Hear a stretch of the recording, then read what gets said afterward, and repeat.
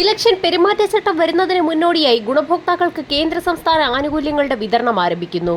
November മാസം മുതൽ ഗുണഭോക്താക്കൾക്ക് വർദ്ധിപ്പിച്ച പെൻഷൻ തുകയടക്കം എത്തിച്ചേരുമെന്ന് സംസ്ഥാന ധനവകുപ്പിന്റെ പ്രഖ്യാപനത്തിന് പിന്നാലെയാണ് വീണ്ടും സന്തോഷ വാർത്ത എത്തിയിരിക്കുന്നത്.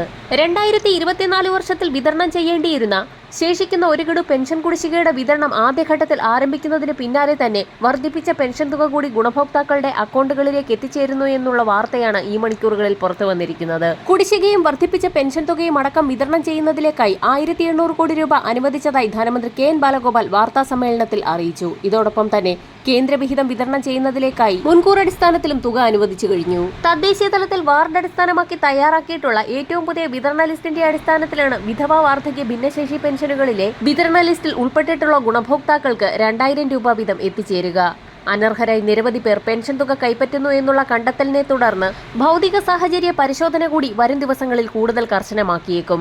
2000 രൂപ വീതം ഗുണഭോക്താക്കൾക്ക് വിതരണം ആരംഭിക്കുമ്പോൾ വലിയൊരു സാമ്പത്തിക ബാധ്യത തന്നെയാണ് സംസ്ഥാന സർക്കാർ നേരിടുന്നത്. അതുകൊണ്ട് തന്നെ ഏറ്റവും അർഹതപ്പെട്ട ഗുണഭോക്താക്കളിലേക്ക് മാത്രം പെൻഷൻ വിതരണം ചുരുക്കുന്ന നടപടികളാണ് സംസ്ഥാന ധനവകുപ്പിന്റെ ഭാഗത്തു നിന്നും ആരംഭിച്ചിരിക്കുന്നത്. സർക്കാരിനെ കബളിപ്പിച്ച് അനർഹമായി പെൻഷൻ തുക സ്വീകരിച്ചിട്ടുള്ള എല്ലാ ഗുണഭോക്താക്കളും പലിശയടക്കം പെൻഷൻ തുക തിരികെ അടയ്ക്കേണ്ടി വരുമെന്ന് ധനവകുപ്പ് വൃത്തങ്ങൾ വ്യക്തമാക്കി.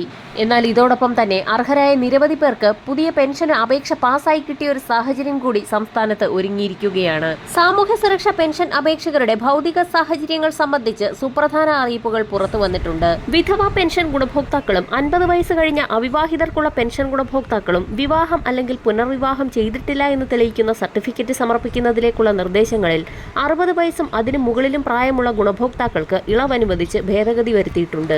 അതുപോലെ തന്നെ സംസ്ഥാനത്ത് ബഹുഭൂരിപക്ഷം ആളുകളുടെയും പക്കലുണ്ടായിരുന്ന ആധാർ വയസ്സ് തെളിയിക്കുന്നതിനായി രേഖയാക്കി ഉപയോഗിക്കാൻ കഴിയാത്ത സാഹചര്യത്തിൽ ration card, driving licence, passport, school certificate എന്നീ ആധികാരിക രേഖകൾ സാമൂഹ്യ സുരക്ഷാ പെൻഷൻ അനുവദിക്കുന്നതിന് പ്രായം തെളിയിക്കുന്നതിനുള്ള രേഖയായി ഉപയോഗിക്കാവുന്നതാണെന്നും മേൽരേഖകളുടെ അഭാവത്തിൽ മാത്രം അപേക്ഷകന്റെ വയസ്സ് തെളിയിക്കുന്നതിന് മറ്റ് രേഖകളൊന്നുമില്ല എന്ന സ്വയം സാക്ഷ്യപത്രത്തിന് മേൽ ഡോക്ടറുടെ സർട്ടിഫിക്കറ്റ് സാമൂഹ്യ സുരക്ഷാ പെൻഷൻ അനുവദിക്കുന്നതിന് പ്രായം തെളിയിക്കുന്നതിനുള്ള രേഖയെ ഉപയോഗിക്കാമെന്നും അറിയിപ്പിൽ വ്യക്തമാക്കിയിട്ടുണ്ട്. കേന്ദ്ര സഹായം 2000 രൂപ വീതം ഗുണഭോക്താക്കളുടെ ആധാരധിഷ്ഠിത ബാങ്ക് അക്കൗണ്ടുകളിലേക്ക് എത്തിച്ചേരുകയാണ്. 20ാം ഗഡുവായ 2000 രൂപ മുടങ്ങിയിട്ടുള്ള ഗുണഭോക്താക്കൾക്ക് പരമാവധി 4000 രൂപ വരെയാണ് അക്കൗണ്ടുകളിലേക്ക് എത്തിച്ചേരുക. കഴിഞ്ഞ 20 ഇൻസ്റ്റാൾമെന്റുകളിലായി കേന്ദ്ര കൃഷി മന്ത്രാലയത്തിന്റെ ഭാഗത്തു നിന്നും ഗുണഭോക്താക്കൾക്ക് 40,000 രൂപ വീതം നൽകിക്കഴിഞ്ഞു. കർഷകർക്ക് ലഭിക്കുന്ന PM കിസാൻ സമ്മാൻ നിധിയുടെ തുകയിലും വർധനവ് വരുത്തിയേക്കുമെന്നുള്ള സൂചനകളാണ് ഇപ്പോൾ പുറത്തു വന്നിരിക്കുന്നത്. 25 ലക്ഷത്തോളം വരുന്ന കർഷക ഗുണഭോക്താക്കളുടെ അക്കൗണ്ടുകളിലേക്കാണ് തുക എത്തിച്ചേരുന്നത്. ഇത്തരത്തിൽ തുക എത്തിച്ചേരുന്ന ഗുണഭോക്താക്കളിൽ പലരും അനർഹരുടെ ലിസ്റ്റിലേക്ക് മാറ്റപ്പെട്ടു എന്നുള്ള ഒരു അറിയിപ്പ് നേരത്തെ പുറത്തു വന്നിരുന്നു. അതുകൊണ്ട് തന്നെ ഗുണഭോക്താക്കൾ PM കിസാൻ സമ്മാൻ നിധിയുടെ ഒഫീഷ്യൽ സൈറ്റ് സന്ദർശിച്ച് അവരവരുടെ സ്റ്റാറ്റസുകൾ ചെക്ക് ചെയ്യേണ്ടതാണ്.